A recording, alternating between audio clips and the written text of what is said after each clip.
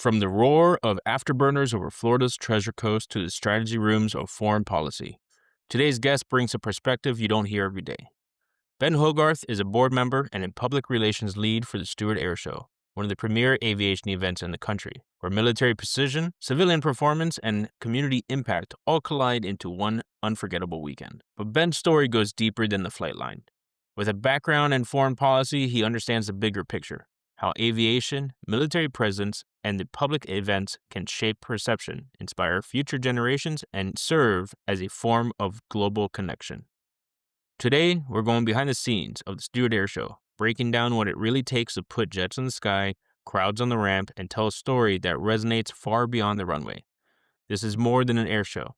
It's a mission, a message, and a movement.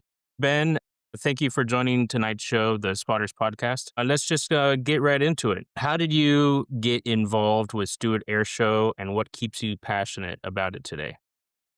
Well, I appreciate the question and having me on, Oscar. It's an interesting story. I was in the city of Stuart. I was an employee for 9.5 years, but in my first couple of years, I was working on events on top of public information and other kind of duties. And I was actually started going to the Stuart Air Show my first year there. I've been going to air shows my whole life. One in Stuart, I thought was really convenient. And I was just impressed. I was blown away actually by the size of the field, the size of the scope. It's not like Homestead, but then the show itself just was packed with events and activities. And I was just impressed. I said it was kind of a smaller footprint, but for a smaller footprint compared to some air shows out there, it was just loaded with content, which is really what matters. And it impressed me. The amount of volunteers and people involved impressed me, and it left an impact. And then I met some of the air show leaders, and over time through my job, we just kind of interacted and interfaced on a lot of projects. And over time, they realized that I was just as interested in the aviation industry, and of course military aviation. And one thing led to another, where the current board president, yeah, I think he was the vice president at the time, asked me during, it was like right before COVID, 2019, 2020.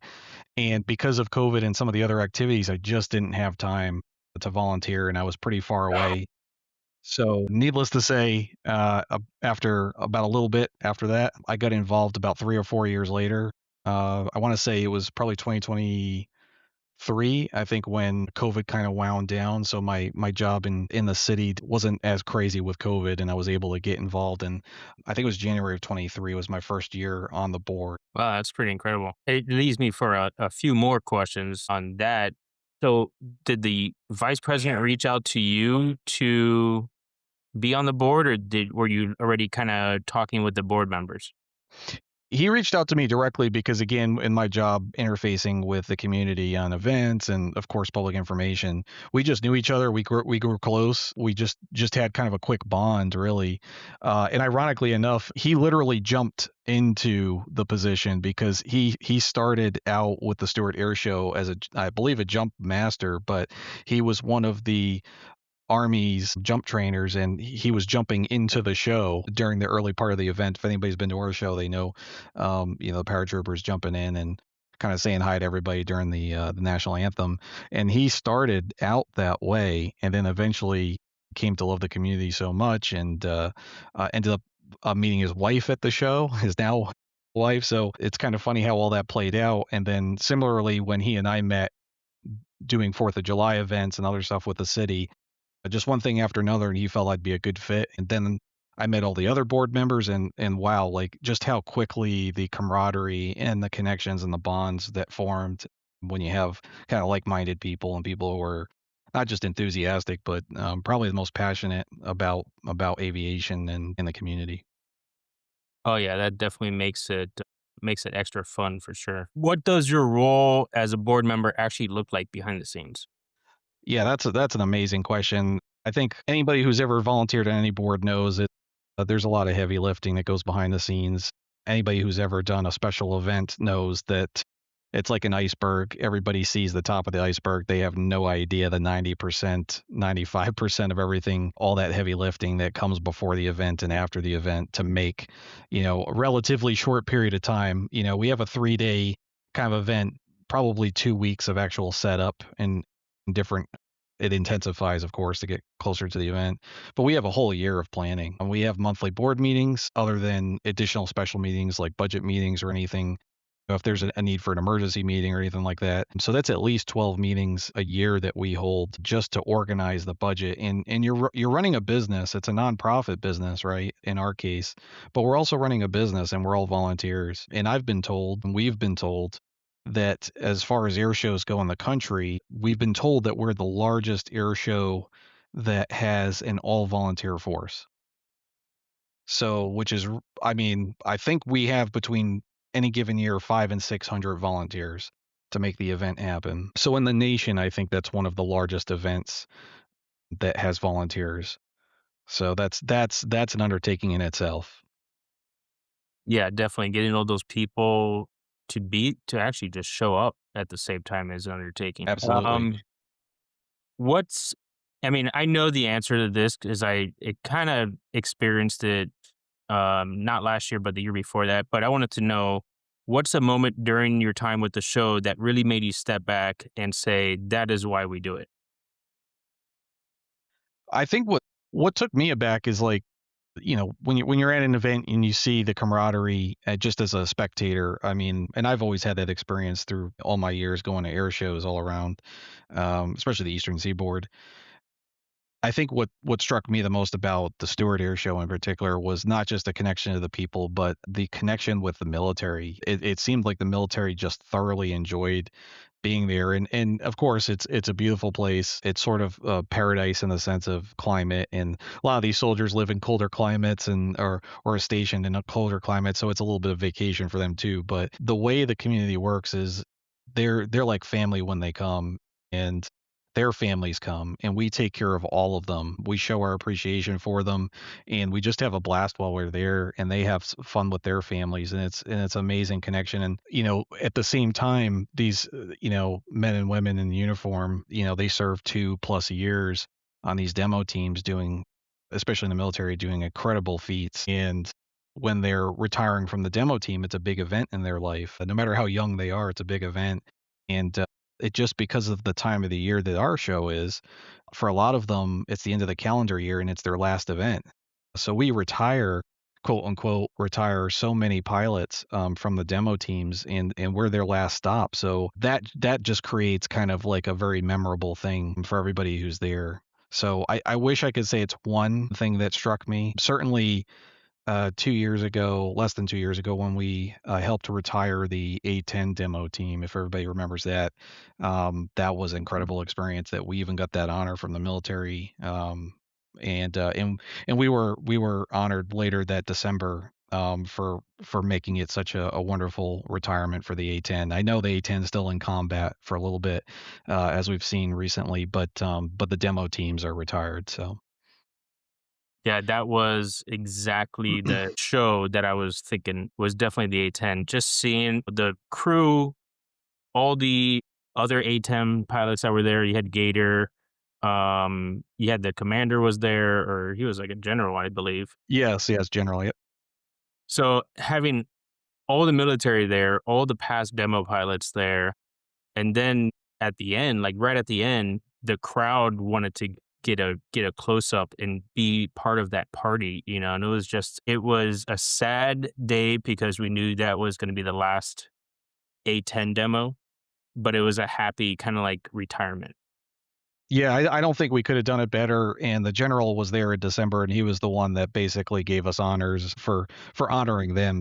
And of course, he's a former A-10 pilot himself, so it meant a lot to him personally. Yeah, this Stewart Air Show has a strong mission of honoring aviation and veterans. So how do you make that tangible for attendees? Well, my understanding is just right off the bat, the cost of admission for our show for veterans and their families, by the way, is we have more of a discount on that admission cost than probably any air show in the country. I mean, they're not allowed. It's not a free event for most, but we were taking like 50% off ticket prices, 30-50% off ticket prices for not just military members but their families. And then even Gold Star families letting in the whole family for free. I mean, we have that, like I said, right at the gate, right at before the gate in pre-admission sales. We have those kinds of ways of honoring our men and women in uniform and veterans. But additionally, there are other opportunities and stuff that we other ways that we give. Of course, Honor Flight. We have many philanthropies that we give to other organizations. So even though we're a nonprofit organization running one event, we have other nonprofit groups in the community that we help support as well. Yeah. So you've talked about the nonprofit side. We talked about that a little bit before we started. How does the show support the local charities and the community year round? I think the best way to call it is it's a mutual thing. We have a lot of organizations, especially kids ROTCs and the Sea Cadets, and now Civil Air Patrol group, which have been wonderful at our gate. These kids who have bright futures ahead of themselves. They're coming in, they're enjoying time with their family and their friends, of course, and they enjoy the same things we do. But at the same time, without them, we wouldn't be able to put on the event that we do and keep prices where we can keep them because we just couldn't afford to do business. So having those nonprofit groups support us has been immensely helpful. But at the same time, our way of appreciating them on the back end is based on how much revenue we get from the event once we've paid out all of the expensive costs. And it is very expensive to put on an air show. I promise everyone that that is true. And once we've, balanced the books as best as we can, we try to give back as much money as we can to the community. And the last few years, we've given anywhere from $30,000 to $50,000 back to other organizations after the event. So we've been able to do that. In those some of those organizations I listed, there's probably 30 help support us, and we help try to support as well. Yeah, that's amazing. So you mentioned Civil Air Patrol. They're volunteers there. There's another group that volunteers, and I see them often at other air shows. They're like in motorcycle vest. Buffalo Soldiers, probably you're talking Yeah. about, yeah. Buffalo Soldiers have helped us with parking specifically at our show for the parking area for years and years. They are just an incredible organization. They've always supported us. They're great people. We couldn't do it without them because we just need that kind of maturity and that kind of cadence at the front gate. That's where people are driving in. That's one of the most critical things. You don't want to get that wrong. That's your first interfacing with customers and with residents and people, and you don't want that to go bad. And we trust them to make sure that everything's secure up there. Yeah, definitely. Does the show do anything for STEM outreach? Yeah, we've been in the last couple of years, we're trying to expand STEM because STEM is what you make of it, but you also need planning and of course interfacing with the school systems. It is a lot of work, like you kind of talked about before. What is it like to be a board member? Well, we have a board member or two that kind of just focus on STEM as like a priority leading up to the event. And what we're trying to do and what we've done the last couple of years, you might have seen, is have a not just a STEM Friday morning. So we have a Friday, Saturday, Sunday show. Hmm. So not just a Friday morning before the Friday show, get the kids in there to see all the equipment, see all the, talk to the pilots, talk to the ground crews, all that, which is very educational, especially for the older kids. But for the younger kids, how do you get the really young kids, a little bit more engaged? It's hard when you're talking technicals on engines and aircraft, which they still appreciate, but how do you get the little ones a little bit more involved? And so we came up with an idea of a scavenger hunt, which is a little game that the parents can play with the kids, and it takes them to station, and it allows them to at least put a kind of a visual to the name on the paper. So it's a little bit more of an educational tool, and we partnered with to be able to kind of give goodies and stuff out. We partnered with Dave and Buster's, who was incredibly helpful, giving gift cards away essentially for the kids who completed the scavenger hunt. So we've done that for a couple of years, and we'll look to growing that program in the future. And of course, I couldn't I couldn't mention all that without saying that one of our board members was really, really passionate. She's a former Pratt& and Whitney. She's now a Pratt& and Whitney retiree, but she worked for Pratt& and Whitney for many, many years, and she and her family wanted to give back, so they actually started as a board member, but through the Stuart Air Show, started scholarship program. So you might see the IDOT scholarship. So we also added that. So where we choose one student every year who's passionate about aviation to help out with college and school. Yeah, that's amazing. I'm actually a STEM outreach representative with the FAA, and I know sometimes we get emails saying, "Hey, there's an event.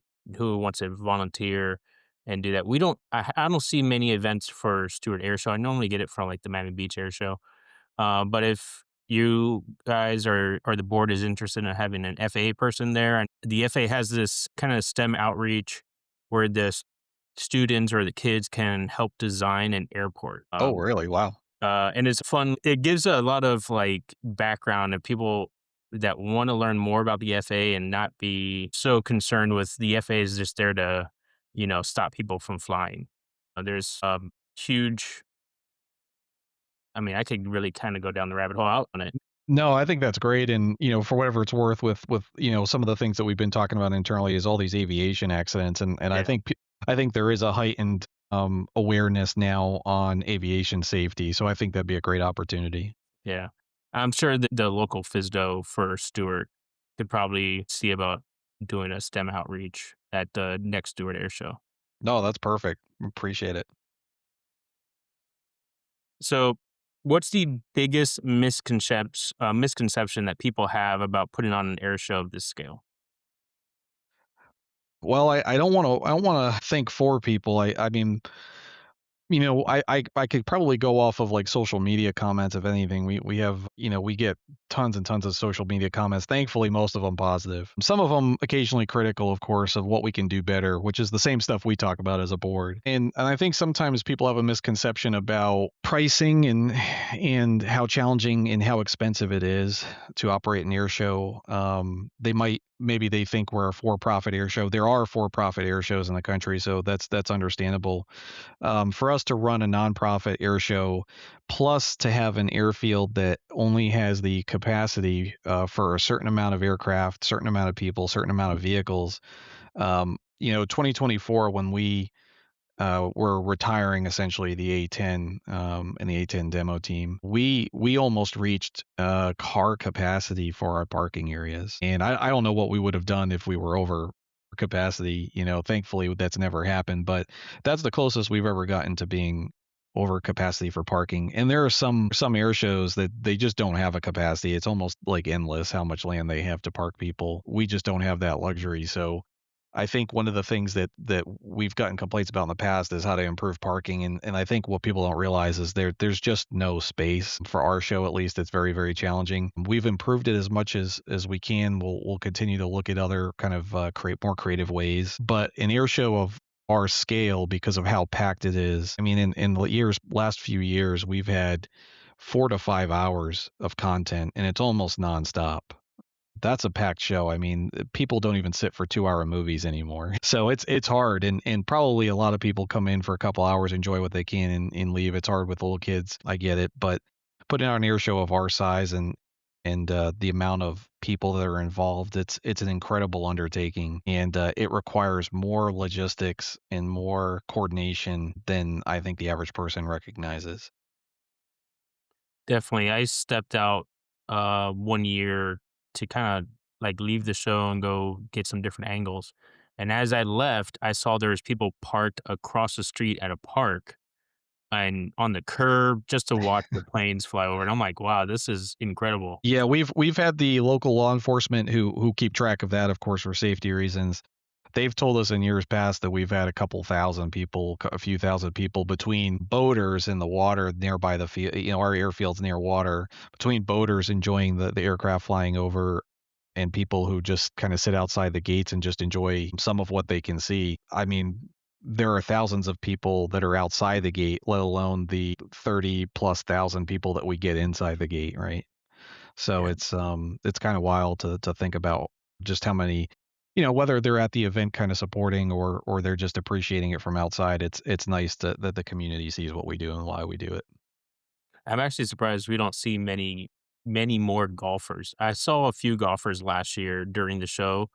And I was like, okay, if noise was really a factor, you wouldn't be playing golf, but Yeah, I mean, that is something that we do get, complaints about occasionally, of course. I think people have grown to expect it every year, but an F-22's afterburners go well up to 150 decibels. That's a hard thing to tell people, hey, sorry about. That's pretty loud. So you mentioned that the board is having meetings every month up to the show. You're busy year round. When it comes to planning the event for the following show, what's the first steps for that? This is going to be funny. We're in the middle of the event. We're on a Saturday, Sunday. We're already talking about what we need to change for next year. That's how, not just proactive, but that's how our board operates. We're critical thinkers. We see challenges as they appear, and we're always talking. We're always discussing. Of course, arguing.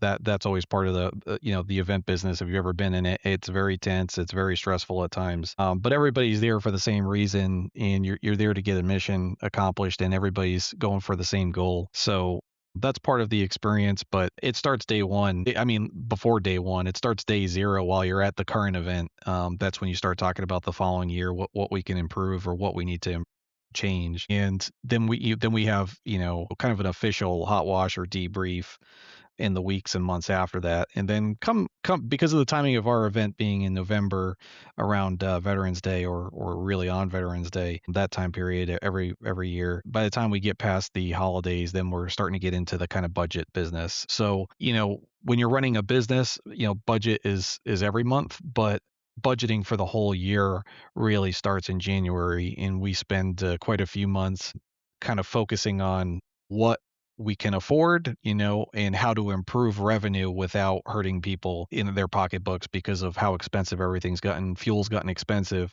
So because of how expensive fuel is, do you reduce the amount of performers, right, that you can support, or do you increase ticket prices so that you can keep the same level of a show? And that's something we've struggled in. And in years past, we heard that the food concessions was starting to get really expensive. If you remember that during COVID, prices started kind of skyrocketing 30-40% for food. Food costs have kind of nearly doubled by now. And so we fought really, really hard to find a way to have a concession set up where we could have what we call family friendly, but very, very friendly pricing on food. Alcohol is what it is. Some of it's cheap, some of it's, kind of market price, beer being a little bit cheaper than liquor, but we've tried to keep water prices and main concession prices as family friendly as we can. That was priority number one, because people are coming in your gates already feeling like they're paying Disney prices. They're not, but a lot of times people feel like that because of how expensive everything's gotten. We don't want them to pay Disney concession prices either. Yeah, definitely on the concession. I'm actually surprised. My first show starts in April, right? Right. So, um, we'll have a big major show. It'll be Sun and Fun. We'll have my air show throughout the year. The Miami Beach Air Show. You're on Miami Beach, so you have South Beach pricing. It's Right. expensive. You go to Stewart, and I always a photographer, you want to keep your hands clean, but I always end up with the messiest food, but it's delicious. It doesn't cost you an arm and a leg. Last year was fun because you had it was pretty much finger food, burgers, hot dogs, chicken tenders, nachos, which nachos were super freaking messy. Um, but But people I love it. loved it. People love it. I loved it. I loved it. I didn't get enough napkins, so I had to kind of like figure out how to clean cheese off my hands before taking a picture. But it was fun, and it didn't feel like it broke my wallet, so that's a good thing, for a show. Um, what is the biggest logistical challenges? Is it like airspace, performers, safety? Like, what's your biggest logistical challenges to put off a show like this? Yes. It's everything. I would say airspace is not as much of a problem. We've had a lot of great cooperation with the FAA, the Martin County airport as well, to try to make sure that we have TFRs in place and that we have a clearance for the weekend. They understand what we do, why we do it. We've done it for more than 35 years now, so they know who we are. We've got those relationships. But year to year, I would say It's a mix of space for, quite literally, parking, but we have a terminal area where we have VIP chalets, and some are exclusive because they're kind of like corporate events for corporate sponsors who are their employees. It's like an outing for their employees, similar to, baseball parks when companies do that.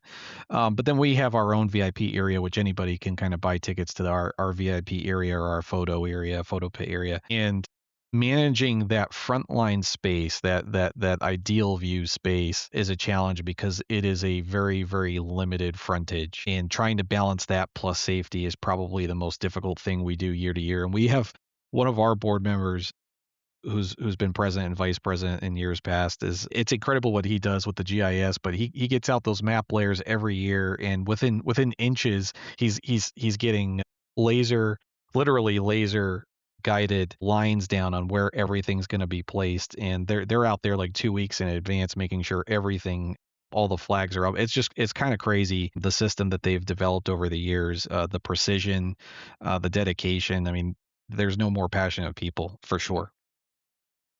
Yeah, I love that. I've seen that over the years. One year I was there and you guys were kind of far away from the tower, which it's makes sense. And then last year there's a huge section kind of close to the tower in front of the police hangar there, but it was really dark. So you couldn't you kind of at the night show you had to figure out, okay, this is where I want to be for the weekend.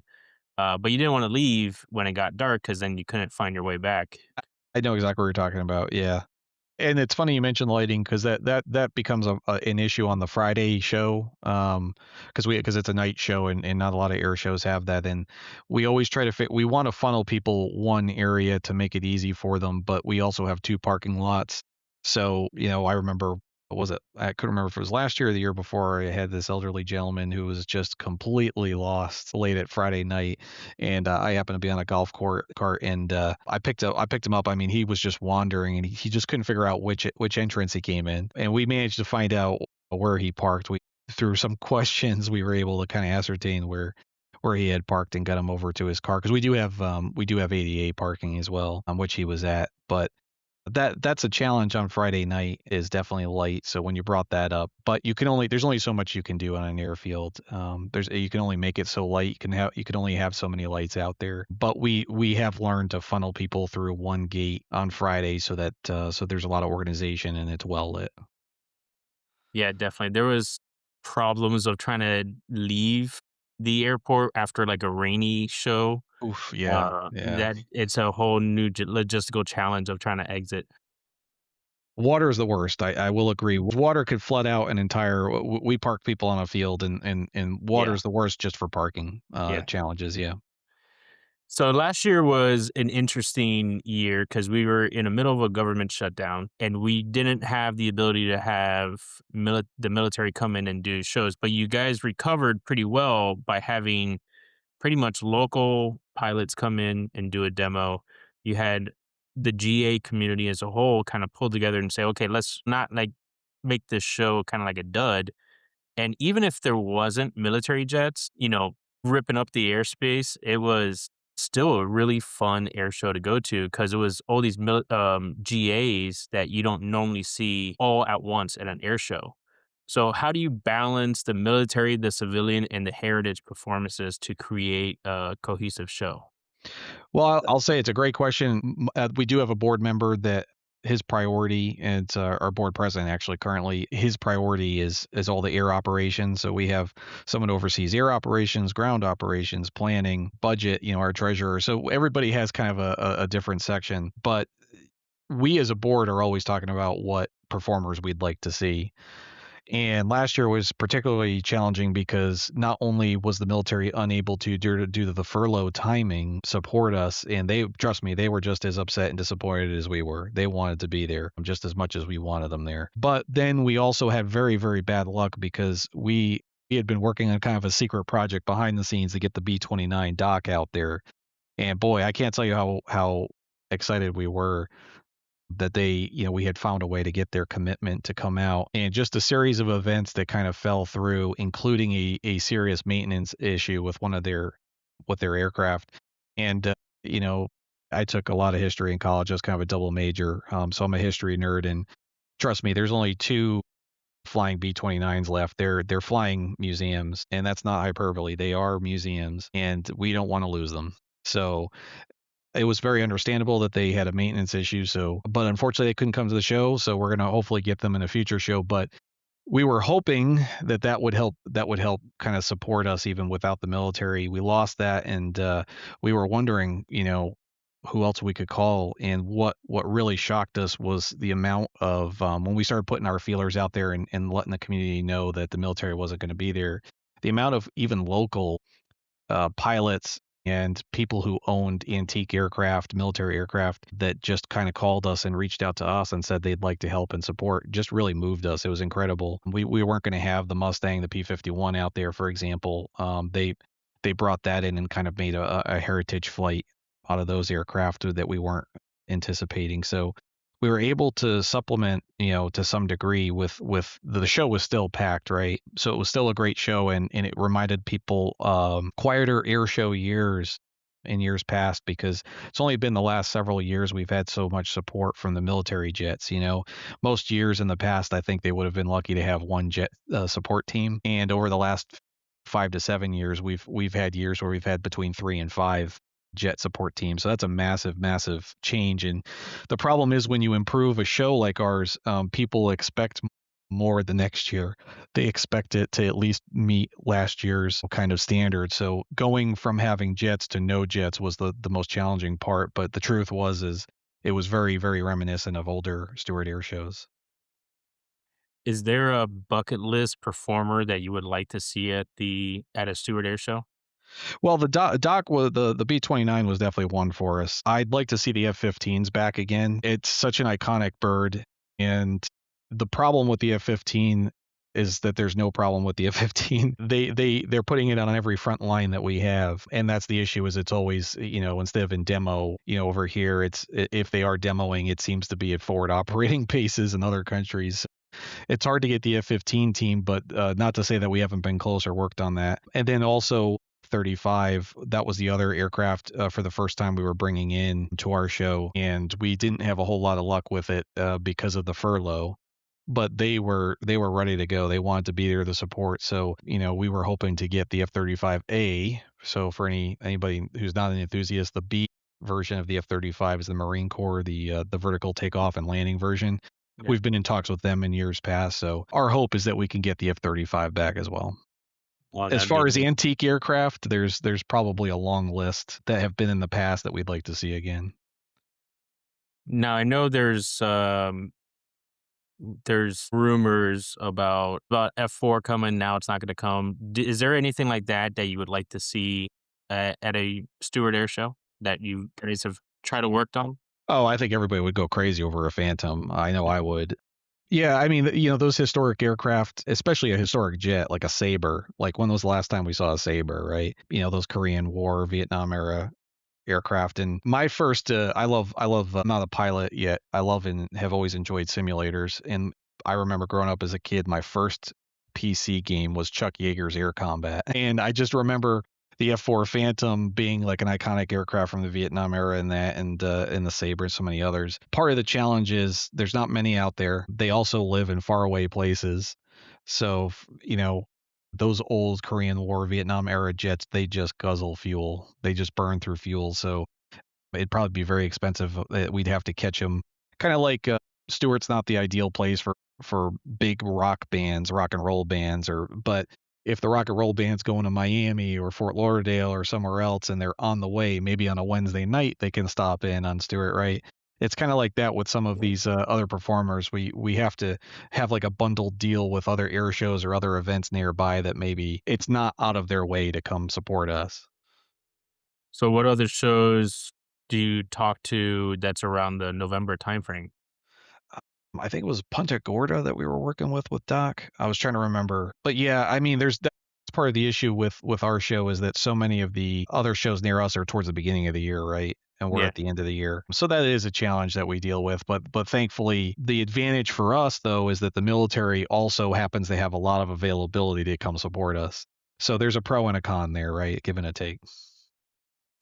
So you have over the years, it's kind of evolved a little bit. You have night shows. Last year, I think you had drone shows. You've had VIP experiences as you've talked. What innovations have had the biggest impact?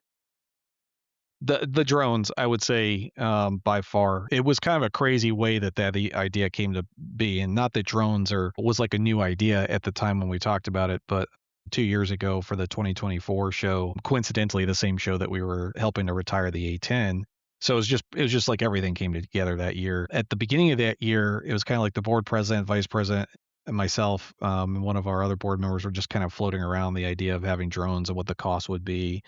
And having worked in the city of Stewart, I knew that we had investigated drone show costs around the country because we were looking at supplementing our Fourth of July show. And so I kind of have a general idea, and we talked about it. But then over the coming weeks, as we investigated bringing in a drone company to do a show for us, which they're usually like 15 minutes in length, right? We started to get really crazy. We started to come up with, well, what if we add with our pyrotechnic team that does our fireworks show? What if we add a little bit of boom in the middle of the drone show? Can we do that? Yeah, well, maybe we can work that out. And they started getting excited. And the two companies started getting excited at the idea of doing something a little bit more involved and choreographing it, because at that point it's art, right? Not just science, it's art. And then we were like, well, what if, and we started adding components. And so it went from a drone show to drones with basically explosives, pyrotechnics, to what if we have the fireworks show itself at the same time? So that's, the third major element. And then we were like, what if one of our nighttime pilots on the Friday night decides to fly in the middle of all of it, spraying his fireworks out of his plane? So it became this, like, I wouldn't call it a four-dimensional show, but we had four components creating a very, very IMAX three-dimensional show. And it blew people away because not only was it new, but then we played a little bit of a visual trick that's kind of like Fantasia, Disney-wise. We made the ordinances safer, slightly smaller ordinances and explosives, but we were able to bring the show in really, really close to people. And then the artists did their thing to make it all come together. And it just, like, none of us knew what it was going to look like at the end. We didn't know what we were doing. Apparently, we were the first in the world to ever do this. Whatever this is, you define that, this kind of thing, this show, right? This very, very unique show. And we put it together, and it was, somewhere between 20 and 30 minutes long. I lost track of the time, but the finale part just was perfect. Especially the whole thing was very emotional. It was perfect. And I mean, not just the board members, like we were just blown away by it, but just everybody who was in the VIP and in the terminal area around us, people were literally had tears in their eyes and were like hugging. We had people coming up to us hugging us saying, we've never seen anything like that. That was the most incredible thing we've ever seen. And it was just super, super emotional. And then we did it again this past year. But the first time we did it was just like people were just blown away. They'd never seen anything. We had never seen anything like it before. It made headlines everywhere. Yeah, it was definitely I've never seen something so well choreographed. And it's funny you say Fantasia. That's literally the second time I've heard that as far as like from Ghost Rider Air Show. So we had Kelly Hammond on a few weeks ago, and we were talking about, okay, what goes on in the airplane and what do you want to see changed? And they are huge Disney fans, and they had said, oh, maybe something like Fantasia, maybe have water salute or a water show. I'm like, "Oh, wow. Stewart's gonna have to step that up for sure Yeah, and I mean, bring and the out an ARC and the show." cost steps up too. That's part of the Oh, yeah. challenge. Yeah, super fun, though. What feedback have you gotten from fans that have actually improved the show? Definitely concession complaints, not just cost, but also, who we used as a concession in the food offerings. And we take those to heart because that's part of the core experience, right? We want people to be well fed, enjoy their time while they're sitting there kind of baking in the sun. Some people, unfortunately, it's hard when you're out in the middle of a field to get shade. Shade's definitely a premium. That's something we hear a lot of complaints about. Parking occasionally, but I could promise everybody that every single year we take criticism to heart, and what we can improve, we do everything we can that year to focus on it. And we've seen major improvements in comments that, our way of looking at it is we appreciate all the good comments that when we do get them, but when we see fewer complaints, we know we've done good work.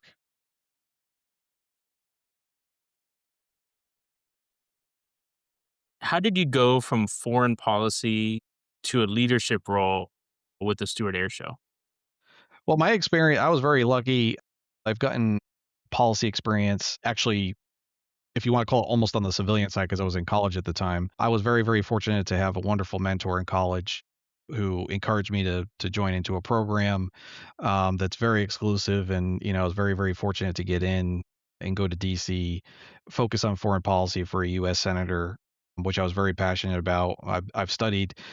It's going to sound weird to say it. I've studied war and military and political history my entire life. I was very much a nerd as a kid studying history books and history. So getting up to Washington and having my hands on it, especially during wartime, was extraordinarily educational. I'll say it like that. And I knew I wanted to do something in public service the rest of my life for sure. I still have a passion, and on the side, I participate in open source intelligence groups. So I still am connected to foreign policy, but I didn't get into it professionally after that. I went to state and local government. I have a focus in emergency management and all that. And so when I got to Stewart, it was a new community, extraordinarily open, welcoming. I started in Stewart very, very early in the year 2016, and it's crazy to think that was a decade ago now. And I started as a not an emergency manager, but a public information officer, which I always promised myself I would never be. And for I think PIOs around the country, or if you're in the military, public affairs officers, PAOs, appreciate that, because I don't think the public understands how challenging that job is, especially during emergencies. It's sometimes people's lives really are in your hands. If you give them the wrong information, they can make a bad decision, and that can have horrible outcomes. So having the right training for that and having the right frame of mind is critical. And I happen to be a steward at a time where there's just like one crisis after another, between environmental crises with the river, and, eventually it led into COVID, of course. And so I got to experience a lot of different mini crises and mini emergencies, and it taught me a lot, but it also helped kind of prepare me for, being a better public servant, and even when I'm in volunteering for the air show. And like I said before, is that role sort of got me into the communication and the coordination with the air show folks. Not just because I was going to the air show, but because they were looking at doing things other times of the year to help supplement the show. And this was before I was involved. And so they came to the city, and, you start getting involved with people and you develop relationships, and you realize, when it comes down to running an organization, it's like, do you have good leadership? Do you have people you trust? Is it a healthy organization? And I wanted to be part of people in organization culture that people hold themselves to high standards. And I did that in my work life, but I also felt that way for the Stewart Air Show. And I would have never joined up with the Stewart Air Show if I thought there was a bad organizational culture, or if it was dysfunctional, because there are unfortunately organizations that are dysfunctional. That was not the case. I found that people really wanted to have a successful event and improve year after year, which is the key. How do we always improve? So I want to say I stumbled kind of into the air show a little bit, but we have a board president who literally jumped into the air show. So stumbling or jumping into the air show, I think, is how you get involved. Yeah, that's a pretty much a good way to almost a good way to get into it, just kind of stumbling into it. From a public relations perspective, what's the key to getting people emotionally invested in an air show besides having the performers for it? I would say get them to the show. I've had even work colleagues that told me that they've been to shows around the country before. I'm from up north originally. I've been in Florida 22 years now, though. And so people who have been to other air shows, they've had different experiences. And the one thing that I think makes Stewart so unique is, I say it's more intimate. And what I mean by that is, our show, the action is just so close. A lot of beach shows, you could be very far away from the airbox and where the planes are flying, At our show, we'll make people scream sometimes because we shock them with how close the planes come, and we don't tell them where they're coming from. So we get to have some fun with that at times. And that was the one thing that I've had, like I said, work colleagues that have commented to me about after the show is I convinced them to come out and they saw it for the first time and they said, "Wow, I never realized it was like this." And they come every year now. They never came before. They come every year now because they get it. And to answer your question, I think, not to quote the Matrix here, I don't know if I could tell you what the air show is. I think you just need to see it for yourself to see the Stuart Air Show, and I think that's the best way to get people hooked. Yeah, definitely. And having social media out there to kind of spread that word and pretty much what you can see at Stewart definitely helps. So that kind of leads into my next question. Social media, how has it changed the way you promote and how does it change the way you cover the event? Well, our engagement team is incredible. I can't take credit for that. We have a year-round agreement with the social media team, and they're just the best at what they do. They're professional industry experts. When they're not doing our show, they're doing work for others, and they are among the best at what they do. We trust them, so we're lucky to have that kind of support year-round. With that said, it's social media is where you hear all the criticisms and all of the positive feedback. But we look at it all as whatever's constructive, whether it's positive or negative. Social media is the number one way, if not word of mouth, during the event. So it's critical for us in planning, especially as a reminder to have that in writing. People don't fill out whole reports, right? So what we look for is those comments and is the comment valid? Did we see that, and how many of them are commenting on the same thing? Social media is really great for tracking that sort of thing. It's also really great for keeping people connected and organizations connected throughout the year. We have an all volunteer force. It's great to have social media alerts pop up as reminders to all of us, hey, so such and such event is coming up, or come out and support. So I think social media is great still for having those connections. Do you have many content creators requesting to be at the show? We did on the A10 retirement year 2024.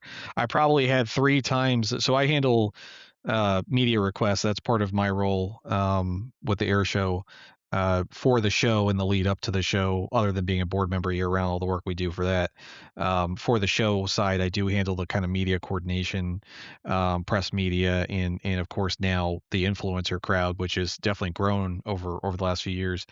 The A10 2024, the A10 show, I've never seen, it was probably 3 times as many as a normal year, and we had people from Europe. We had content creators from Europe, and military aviation journals from Europe. I mean, we got really I got overloaded in 2024, all for the A10 retirement. So that was quite the experience. But um, we have gotten a bigger influx of influencers. I do think it's difficult for influencers because there's such a saturated market right now. And I can't, if you ask me one influencer that stands out among all others for air shows, I couldn't give you the one. Yeah, and Oscar, yeah, that's the thing is it's very competitive, and you're great at what you do and your questions are right on point. So I hope more and more people follow you and watch you. But with air shows, I don't know what it is, but I just haven't seen the influencer, like one person, just kind of blow it out of the air. So there's probably still a market to do that. So that's up to you.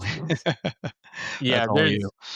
I think it depends on what they're focused on. You got some really amazing videographers out there. You got Kyle Newsom out there, building the whole storyline to go with that air show. You have amazing photographers out here. I mean, I'm doing kind of photography, podcasting, but we're all in the same community. We're all kind of, trying to show the best of the air show. I think that's what we're trying to do. My role, I'm trying to show the best of the air show as much as possible, but also talk to the people behind the scenes. This year is all about air shows. This is year 3 I've been doing the show. So we started with just photographers. Last year we're doing aviation careers, and we had a few people that were also photographers. We had a Pratt and Whitney engineer come on, so it was really cool to get those guys and gals that do the photography. They actually go to the show also, so it's really awesome to kind of blend that in. The community is just amazing when it comes down to aviation, as far as from the social media side of it. Yeah, and you bring up a good point. It part of my comment is to say, even me personally, I wonder, put myself in your shoes and others is, what do people really want to see more of other than to come out and see the show? What about the background, the making of, for example, like what is it that people are really interested in? I don't know the answer to that question, and I'd be really fascinated to see what gets the most amount of traction as you and folks like Kyle and others kind of explore that. I honestly don't know. I don't know what people want to see more of, especially outside of event time. What are they interested in most? I think, and I personally, I love behind the scenes footage. Like if I see a movie, I want to see kind of like bloopers on it. It's kind of like the comedy aspect of it. I like to see the behind the scenes on how do they even kind of film that, like the technical portion of it. So I think everyone's kind of different as far as what they want to see from a show. Last year, I was really excited to see the doc. I saw it once flying by at Savannah, and I thought, okay, this is going to be awesome. And then I found out when I got to the show that it was canceled because of a maintenance issue. I'm like, okay, well, it happens. They are flying museums, and it's kind of like works up to the show. Right now, I checked the webpage probably before we got on, and it just shows a Viper demo team scheduled for this year. So, do you have anything that you can share that might be coming? I don't, and here's the reason why. So what one of the other challenges that we have with the timing of our show is has to do with funding, and so this gets into kind of the logistics of government. The federal government has a funding mechanism, and the fiscal year for the federal government is after the October 1, and so our show is literally after military's ability to announce commitments for the year. So it's very rare for us to get a pre-commitment. We have last year we got a pre-commitment with the F-35 as an example. We might get pre-commitments again from like the Viper team. Those are teams that they're basically kind of know that they're good for the year, and they want to be, of course, they want to prioritize our show. So that's why it's also important to really take care of your military and your crew and their families so that they want to be there. That way, if it ever gets competitive in the marketplace, you're still on their priority list. But the reason why our and it's a challenge because we want to tell people as soon as we can, right? But it's a challenge for us in we the worst thing that we want to do is what we had to do last year is take stuff away, right? Promise things and take away. That's the last thing we want to do. And it just last year was the worst for that because we had so many things in the works, and then it was just a series of unfortunate events between the military, which was the big one, and then the docks maintenance problems. Like that was all different, heartbreaking all around. So we don't want to do that. There's nothing we could do last year. The timing was everything there with the military situation, but we don't want to put anything on an air show and promise and then have people pay for tickets, get those early ticket incentives when they buy tickets in the summer.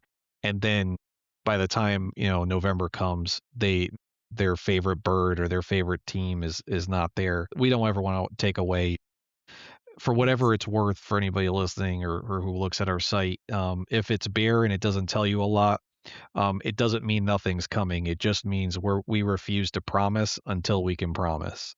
And so, and even that, is subject to, to military change. So.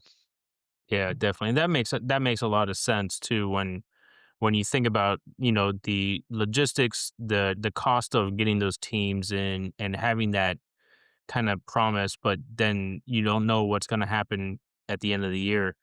When and I know, you have to get hotels, you have to get rent a car, you have to do all of this for those teams. So it brings a major economic boost for the area, especially the area of Stewart. So how do you communicate that value to stakeholders? Well, thankfully, I think people get most of the basics. They might not see the cost of fuel or understand that we cover the fuel. We've tried in the years past to help explain to people that while the military comes and supports us, We also have to, just by the way the federal government works, we have to front the cost of housing the men and women in uniform, including their, it's not just the pilots, but it's their entire maintenance crews, their public information officers or their public affairs officers that support their teams and their marketing and all that. We have to room and board them, right? And that has a cost. So it's not just the fuel, it's the hotels that we cover, it's the food that we cover. We cater, we take care of them while they're here so that they don't have to think about all that, right? We want them to focus on the mission, focus on having a good time. And we take care of them as much as we can so they have very, very little to think about. I don't envy shows like Vero, who get the Blue Angels. Everybody envies the Blue Angels, and we would love to have them. But I don't envy the work that goes into that. A lot of people don't realize that the cost of both from having security stuff in place, the huge amount of staffing that goes into the Blue Angel team and having them in place, you're spending well over $100,000 to just bring a Blue Angel team in, right? It's expensive. Air shows are expensive to put on, and I'm probably lowballing that by a lot. So the cost is extraordinary. Having public safety in place, we cover that. All those fire and police officers that you see, the sheriffs, we're covering those costs. So, we're covering the cost of having fire rescue there. So if somebody's overheating, an elderly person's overheating, they need treatment, like we have that on site. That has extraordinary cost to it. And those costs have only um, they've only gone up, probably doubled over the last few years. So I think it's important for people to recognize that we have those kinds of financial challenges, and we do everything we can to keep costs around, not go up as much. So. Yeah, everything costs money, and that's something I think a lot of people don't understand. That like the crowd, they're like, okay, well, yeah, it costs money, but nobody knows exactly how much. It's a lot. It definitely is. Where do you see air shows heading in the next 5 to 10 years? Do you think we're gonna see just all drone shows? Is it gonna? Do you think we're gonna get like a three-dimensional AI thing going on? What do you think is gonna happen? It's a good question because, yes, I agree that drones are changing warfare and will continue to change warfare. That's an economic thing. There's economic reasons. If you can make a $50,000 drone to destroy a multi-million dollar tank, that's a pretty good ROI, right? From a military perspective. Even worse when you start destroying entire naval vessels. I would agree that 20th century warfare is not going to last much longer into this new century. However, with that said, I don't think drones are going to completely take over air shows. I think people come out. The best way I could describe it is like no one wants to go to a NASCAR event and see electric cars zoom around a track at near silence. They go for the sound and the vibration and the roar and it's very mechanical, and anybody who's ever been to, Daytona 500 or NASCAR event knows what I'm talking about. They want to feel those engines. They want to feel the gravity of it. Guy reminds me of the first time I ever seen a rocket, a shuttle launch. I know we don't launch them anymore, but first time I ever saw one in person, it was nothing like seeing it on TV. I'd seen it on TV my whole life. I got there in person, and the first thing I started yelling at was, "Are they insane? They strapped themselves to rockets." And it and the only distinction was that I was there. I saw a rocket in person and I could feel the engine from 5 miles away. And I said, that's insane. So, people want to feel it. They want it. It's more real and visceral for them. So I don't think it's going to completely, I don't think drones and the new technology is going to completely erase that. With that said, to really answer the question, I believe that we're going to have to bring in the new ideas to keep things fresh anyway. And I don't think just on the military side, the drones, yes, but they're a premium right now because of warfare. So I don't know if we're going to get that support soon anyway for these civilian shows. But I don't know if the market's ready for it yet, but there's a lot of the FAA is going through final certifications for the first electric vertical takeoff and landing taxis. And you might have heard of some of those companies like Archer and Lilium and stuff that are out there, but I'm sure there's going to be an infinite amount more in the future. But getting kind of those types of aircraft into the show to educate people about the future of transit, I think is going to be really important too.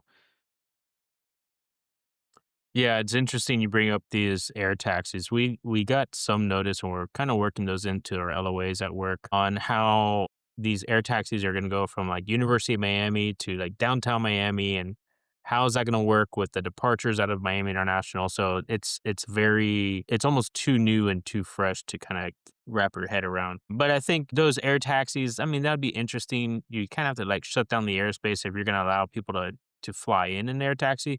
But I think as a demo of just showing the technology at an air show, I think that might be more of a feasible project. Yeah, I think it's viable. We the good thing about them is we don't have to worry as much about taxiing them if they're able to land and take off vertically. We can Yeah. kind of position them. That helps a little bit with spacing. But we've been talking about it internally. I don't know when the right time will be for that. Obviously, they'll have to have certifications and all that stuff. But we've been in talks about the possibility of bringing that in the future. So looking forward to it. Yeah, that'll be definitely cool to see. If someone has never been to an air show before, what is something you would tell them to expect when they walk through the gates? A lot of sound and sun, especially for our show. It could get pretty loud, especially those F-22 Raptor engines. You think an F-16 screaming engine at near Mach is loud. Just wait till the F-22 goes into, afterburner and is trying to shoot up to the sky to zenith. And all that's coming back at you. It is very loud. The other thing is be careful with the sun, everybody. It gets hot out some years. Thankfully in November it's not July, August for Florida, right? So that's another reason why we have to have it either at the end of or the beginning of a year down here is it just gets too hot during summer. But still in November, early November, it could be pretty sweltering even. So shade, hats, always water. That's what we recommend. Yeah. Yeah, and it doesn't help. It doesn't hurt to have like a C-17 bring some shade in, or a C-130 or something, you know? Oh, the amount of people that use the large aircraft wings as shade is incredible. I didn't even think about that until I first saw it happen. Yeah, that's prime shade areas for sure. It's once you get it, you gotta figure out a way to save it, you know? 'Cause you leave that little hole, basically, you have a whole family underneath there. 100%. So when the crowd leaves and the jets are quiet, what do you hope people take home with them? Well, at the very least, I hope they enjoyed the time and felt like they got their money's worth, right? Just like anybody that puts on an event, you want that to be number one. There's nothing more rewarding than the sound of applause.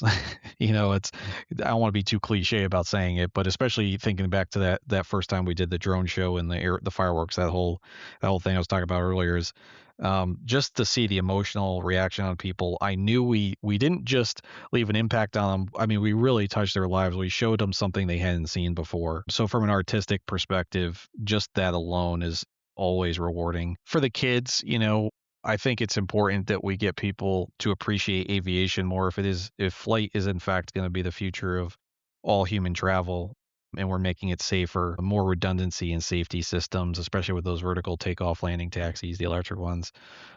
I think it's just equally as important to get young kids inspired in aviation because we're going to need even more of them, not just in air traffic control, which we are desperate for now, as everybody knows, but also for pilots because piloting isn't going to necessarily be 747s and 787s in the future.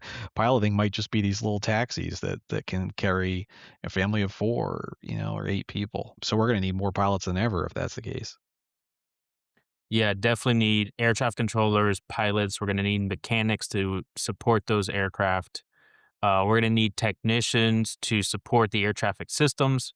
We're gonna need inspectors to support, and oversee everything. So we definitely need it trickles down into compliance people, policymakers, and we need a lot of people to get involved with aviation. Yeah, the one lesson I took and I don't it's so many years ago now, probably 15 years ago. It wasn't the Stuart Air Show. There was an air show I was at in Florida, and I forget it was like a C-46. What do you call those aircraft from the Berlin? I have to Google it now. The Berlin airlift aircraft.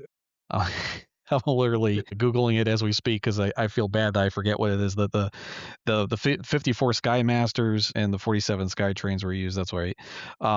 I think it might have been the 47, but this is a true story and it sticks with me today. I was at one of the air shows and this elderly lady, not she's probably 90 something at the time, uh, she comes over and I'm working with local press there, and we're by the SkyTrain, and the pilots are there, and she comes over and she just starts talking to us, and the pilot overhears it, and basically what she tells us is, she says, you guys don't understand, because she was very, very emotional. She says, these aircraft saved my family's life and my life. And she told us that she was living in Berlin, in eastern Berlin, and the Soviets, during the Berlin airlift, they had cut off food and supplies from the West. And they were effectively kind of starving Eastern Berliners. And it's a part of history that doesn't get talked about enough, but there were a lot of people that knew about it, that lived during that time. So her family was starving to death, she said, and then when the aircraft came and they dropped those food and supplies, she said literally that saved their lives. Without that airlift, they would have starved to death for sure, which we've seen in recent times with Gaza and the issues there. So it's a very real thing, and the Gaza was certainly a reminder that that can happen, and how quickly that can happen. And so she said that, and the pilot overheard it, and he said, and then she said, the one thing that she never got was her candy bomb, and she was upset that all the other kids, because she was a kid at the time, all got their candy bomb. She never got it. And for anyone who doesn't know what the candy bombs were, is as part of kind of the winning hearts and minds, our military, when they were doing the airlift, were dropping literally parachute candies attached to parachutes. They called them candy bombs, and the pilots would open the windows and drop them literally out of the windows, and they would float down. The kids would get them, and so she apparently never got lucky enough to get her candy bomb. And this pilot, here we are at an air show, overhears this, and he says, "Ma'am, I want you to come right over here with me." And I'm like, "What's happening?" And he has her literally stand below, and you have to understand, how high up a SkyTrain goes when it's sitting on deck. And he goes, "You stand right here, ma'am." And he literally, I have no idea how he did, where they got it from. He had a candy bomb. And he opens a window from the pilot seat and he drops it to her. He says, "Sorry, we're late." And she was overcome with, and we were all in tears at that point. Yeah. But man, was that story just proved to me just why we do what we do. Was one of the most emotional things I've ever seen. Yeah, I'm just looking up the airlift candy bomb. It says here between 1948 and 1949, Berlin airlift, U.S. pilot Lieutenant Gail Halverson initiated Operation Little Viddies, dropping over 23 tons of candy attached to tiny parachutes. Yeah, you That's can't. a I can't imagine like how many those are, but two. It says 23 tons of that 250. is. Yeah, 23 tons of candy. So 250,000 tiny parachutes were dropped.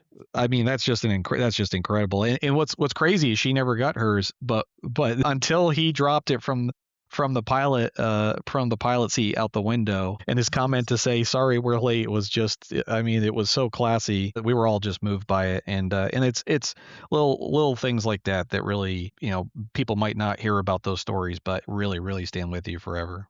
Yeah, definitely. Well, awesome, Ben. It was a great time. It was a great talking about the air show, talking about your history and how you kind of came up in the ranks of the board there. I really appreciate your time coming in today and talking with us or me. So I I'm looking really forward to going to the air show this year and seeing what you guys have that's new. Yeah, we appreciate you coming out, Oscar, and doing this, and I hope that anybody who listens, whether they're interested in getting involved in an air show in the future or not, that they at least get something out of it, a better appreciation for what goes into them and the people behind it. And I hope I did those people at least a little bit of justice and service today. Yeah, definitely. Where can people find more information about the Stewart Air Show? Well, of course, our main website, stuartairshow.com, but also, you can find us on Facebook the same way. I don't remember if we have a Twitter. I'm trying, because I don't take care of the whole social media anymore. So, but we are on other social media platforms, but Facebook seems to be the most popular for our show and in our website. Yeah, also for you guys on Instagram at Stewart Air Show. That's right. We do have Instagram. We've been very, very fortunate in the past to have incredible coverage from journalists and photographers and so many freelance photographers. And now, of course, it is great to have a new representation and these new outlets for everybody. So I think it's a great experience. definitely. I think influencers is kind of like a bad word for me. I don't feel like a true influencer. I But I don't know guess what to call it anymore, but you're right. It's not like we're not trying to influence. We're trying to, maybe I don't know. It's just I trying to think of the word inspirationers or yeah. inspirations. I don't I mean, know. the inspiration's a lot better in the sense of what we Yeah, do. Absolutely, yeah. yeah, definitely. All right, Ben. Thank you again. I guess have a good night. Have a good good weekend. You too, Oscar. We appreciate it. Look forward to seeing you this year. Thank you. Bye.